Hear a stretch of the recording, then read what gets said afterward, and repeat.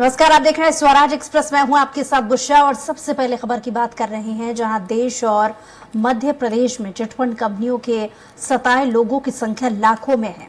ऐसे में प्रशासन ने शुरुआत में तो उनके ऊपर नकेल कस दी, लेकिन आज भी चिटफंड पीड़ितों को न्याय नहीं मिल पा रहा है। हालात ये हैं कि अकेले ग्वालियर जिले में 10,000 से ज्यादा आवेदन उन लोगों के एडीएम के दफ्तर में जमा हैं जो अपनी राशि के भुगतान का इंतजार कर रहे हैं, लेकिन राजनीतिक रसूख के कारण उनकी संपत्तियां नीलाम नहीं हो पा रही हैं। इस पर देखिए खास रिपोर्ट। ग्वालियर शहर सहित जिले में 36 चिट फंड कंपनियों की 5,000 करोड़ की संपत्तियों को कुर्क कर प्रशासन ने अपने आधिपत्य में लिया था, लेकिन निवेशकों को अब तक उनका रुपया नहीं मिला है। रुपया वापस लेने के लिए आवेदन भी दे चुके हैं। यदि चिट फंड कंपनियों की संपत्तियों को नीलाम कर दिया जाता है तो निवेशकों के रुपए वापस करने के लिए फंड आ जाएगा। उससे इन लोगों का इंतजार खत्म होगा, जिन्हें अपने पैसे वापस मिलने की उम्मीद है। इनसे मिलिए, ये है राम सेवक चौरसिया। पोहे का ठेला लगाते हैं, लेकिन चिट फंड के दौर में ज्यादा पैसों की लालच में अपनी जमा पूंजी लगा दी, लेकिन आज 1 रुपया वापस नहीं मिला है। ऐसे ही दूसरे शख्स हैं देवेंद्र कुशवाहा, वो भी चिट फंड के सताए हुए हैं।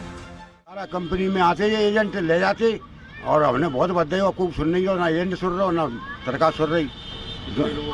हमारे 4-5 जने की है, 2 बंगने के हैं, सास के हैं, 1 मोड़ा के हैं, 4-5 जने के हैं। वापस नहीं मिले भाई। अरे वापस को सुन ही नहीं रहा, तो एजेंट बच गए जहाँ से। देखो ये चमका करें, प्रशासन के पास गए थे? शासन के पास हम कहाँ जाए, हमें जानकारी नहीं, हम सीधे सांचे आदमी हैं, पढ़े लिखे हैं नहीं। अब तो एजेंट आते, हमारी जिम्मेदारी है, हमारी जिम्मेदारी है, बेचारी भी छाती पीट से तुम्हें तो घर ही ले जाएंगे, घर से ले जाती। फिर कंपनी में हमने पैसे लगाए थे तो कंपनी घाटा उड़ गया, हमको आज तक पैसा नहीं मिला। मैंने किसी से कर्जा लेके पैसे लगाए थे कंपनी में, तो आज तक वापस नहीं मिले हमको। क्या कह रहे हैं? कंपनी ही नहीं मिल रही हो, जाना कहाँ चले गए? भाग गए सब लोग? हाँ भाग गए कहीं। प्रशासन के पास भी तो आवेदन जमा करे थे लोगों ने? आवेदन भी जमा करवाए थे हमने, इकट्ठे थे, अभी तक कुछ जवाब नहीं आया। ग्वालियर जिला प्रशासन ने साल 2011 में चिट फंड कंपनियों के खिलाफ कार्रवाई की थी।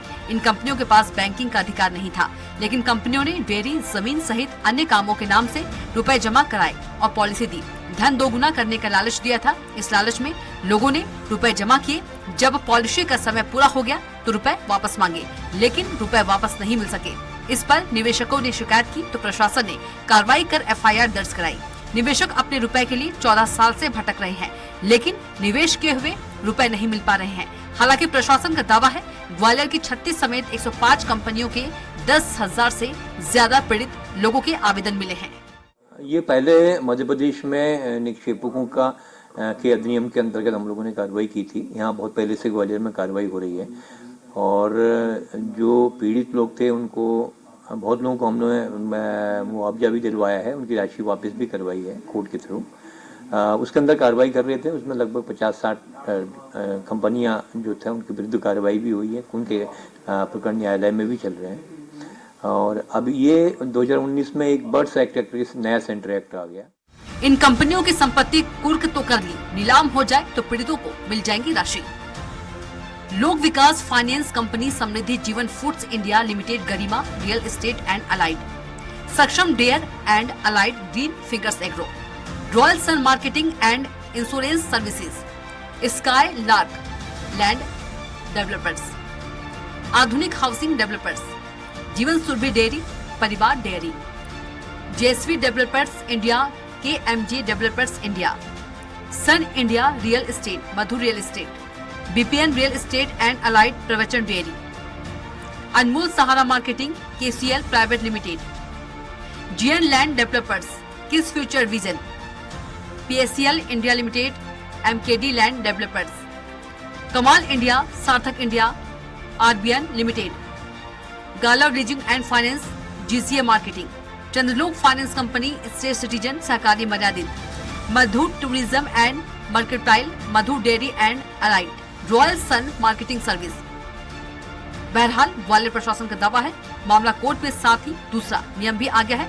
इस कारण 36 कंपनियों की 5,000 करोड़ की संपत्ति तो प्रशासन ने कुर्क कर ली है, लेकिन इस संपत्ति को नीलाम करने की प्रक्रिया की गई थी, लेकिन नीलामी को गति नहीं मिल सकी है।